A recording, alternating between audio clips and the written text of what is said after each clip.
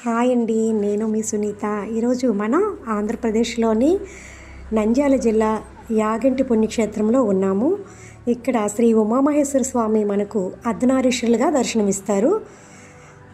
తిరుపతి తర్వాత అంతటి మహిమగల పుణ్యక్షేత్రము ఈ యాగంటి.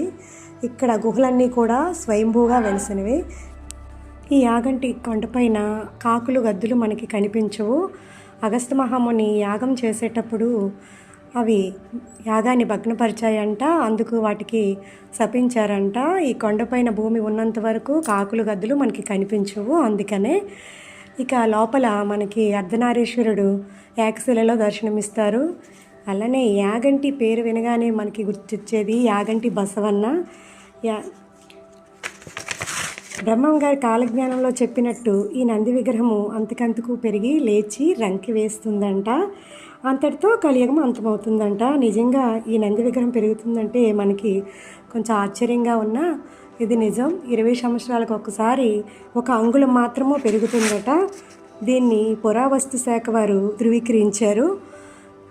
ఇక్కడ కనిపిస్తున్న పుష్కరిణిలో కొంతమంది అయితే స్నానం చేస్తారు. ఈ నీరు ఆ పులి నోట్లోంచి వస్తుంది. ఇది ఎప్పుడు కూడా ఎండిపోదు.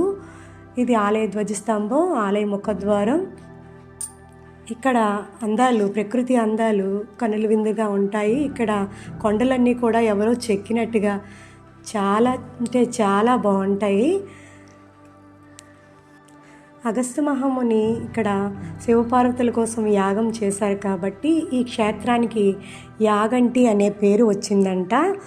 ఇక్కడ అగస్త్యముని కోనేరు ఒకటి ఉంటుంది, పుష్కరిణి. ఇందులో ఎవరు కూడా స్నానాలు కానీ కాలు పెట్టడం కానీ చేయరు. దీనిలో ఔషధ గుణాలు ఉన్నాయంట ఈ నీరులో. కాబట్టి తలపైన చల్లుకోవడం మాత్రమే చేస్తారు, తాకొచ్చు కూడా. చూసారా ఎంత బాగున్నాయో. మనకి వీలైనప్పుడు ఇలాంటి ప్రదేశాలని చూడగలిగితే చాలా మంచిది.